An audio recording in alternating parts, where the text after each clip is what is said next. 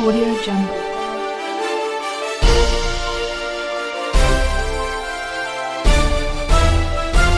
Audio Jungle.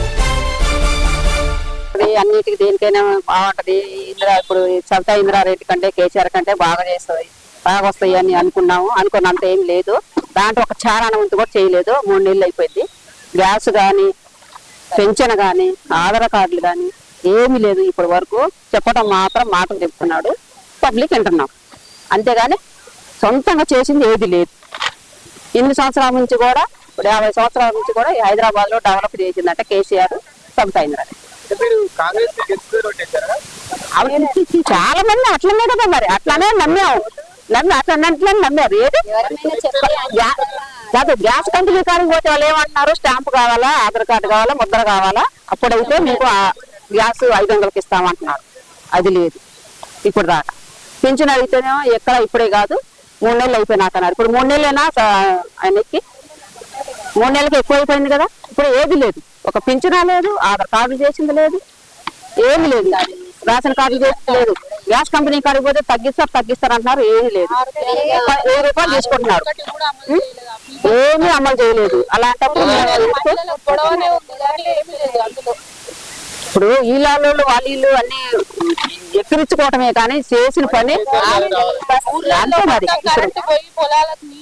Revanth Reddy గారు ఎక్కటం waste నేను చెప్తున్నా. ఎక్కిన తర్వాత కూడా ఏం చేసింది లేదు. ఆ చేసింది లేదు, ప్రూఫ్ చూపి మనల్ని చేయలేదు కదా.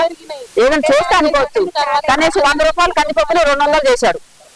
రేటు పెంచారు కదా, అన్ని ప్రతి ఒక్కటి పెంచాడు. బియ్యం 6000 7000 చేశాడు. ఆయన ఏమి తగ్గించాడు, ఏమేమి ఫ్రీ ఇచ్చాడు, ప్రజలకు ఏం సేవ చేశారు. ఒక లేడీస్ కి బస్సులు ఫ్రీ అంటే జుట్లు పట్టు కొట్టుకుంటున్నారు. అంతే కదండి. ఏమన్నా దాని ఉపయోగం ఉందా? కొన్ని కాలేజీ పిల్లలకి ఏమన్నా ఇచ్చిందా, స్కూల్ పిల్లలకి ఏమైనా ఇచ్చిందా, జాబులు చేసే వాళ్ళకి ఏమైనా ఇచ్చిందా? ఇప్పుడు ఉద్యోగాలు చేస్తున్నారు, ఇంట్లో ఉంటున్నారు. ఆయన చేశాడు, ఏం చేస్తున్నాడు మరి? ఆయన ఏం చేశాడు? మరి వచ్చి 3 నెలలు అవుతుంది. ఎవరన్నా ఒక తగ్గించాలని చెప్పమన్నాడు, చేయలేదు. మరి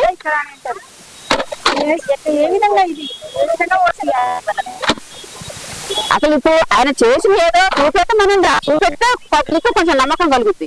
చేసిన ఏది లేదు ఇప్పటి వరకు. నమ్మే చాలా మంది ఓట్లు వేశారు, నమ్మి మోసం చేశాడు దేవేందర్.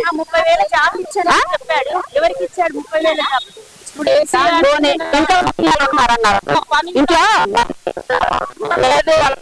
20 నుంచి 40 సంవత్సరాల లోపల వాళ్ళకే 4000 పింఛన్ పైసా ఎవరికి ఇచ్చింది లేదు. నువ్వు ఆ పింఛన్ ఇచ్చే బదులు కాలేజీ పిల్లలకు చేయి, ఆఫర్లు అలాంటివి చేస్తే బాగుపడతారు పబ్లిక్. నువ్వు చేసి ఏం పైదా?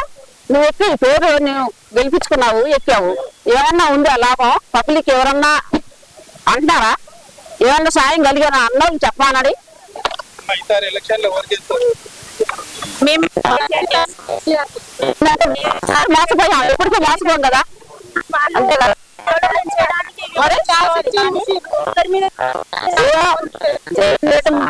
ఎక్కుతున్నారని చెప్పేసి ఒక ఛాన్స్ చేస్తాం, ఇంకెందుకు చేస్తాం? అది లేదు.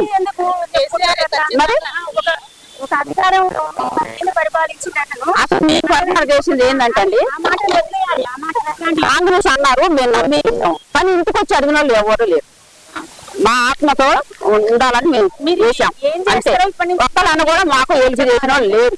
ఇప్పుడు ఏదైనా పాపం కానీ తిన్నాం కానీ ఎప్పుడైనా కూడా ఈ 30-40 సంవత్సరాల నుంచి కూడా కేసీఆర్ తరఫున సబితా ఇంద్రారెడ్డి తరఫునే మాకు పొందుతుంది. మరి ఏదైనా కాలేజ్ పిల్లలు స్టూడెంట్స్ చేస్తే సాయం చేయాలి. బస్సులు పెట్టాము, బస్సులు పెట్టి ఆడవాళ్ళందరూ చుట్టూ పట్టుకొని కొట్టుకోవటమే కదా. ఇంకేమన్నా లాభం ఉందా, ఉపయోగం ఉందా? ఇప్పుడు నా బస్సు బస్సు ఎక్కుతారు, ఎక్కలేక దిగలేక బస్ అని ఫ్రీ పెట్టారు. బస్ అని ఫ్రీ పెట్టారు. డబ్బులు లేకుండా బస్సు ఎక్కిపోయి అక్కడ ఏం కొంటారండి, ఏం తీసుకుంటారండి? బస్సు ఫ్రీ పెట్టేశాడు. నా బోటోళ్ళు ఎక్కలేరు, దిగలేరు. ఎట్లా జరుగుద్ది, ఏం జరుగుద్ది? అదేమన్నా న్యాయమేనా? అసలుకి ఏమన్నా అసలు ఆలోచన ఉందా? దేవేందర్ రెడ్డికి ఆలోచన ఉంటే ఈ బస్సులు ఫ్రీ పెట్టరు. ఈ బస్సులు ఫ్రీ ఎవరికి పెట్టాలి? కాలేజ్ పిల్లలకు పెట్టాలి, స్కూల్ పిల్లలకు ఫీజులు ఆఫర్ చేయాలి. ఉద్యోగాలు లేని వాళ్ళకి ఉద్యోగాలు ఇవ్వాలి. అది నిజాయితీ అంటే. ఈ డూప్లికేట్ వారు డూప్లికేట్ చేసుకుంటే వేస్తుంది. మాకైతే ఏం రాలేదు అది అంతే.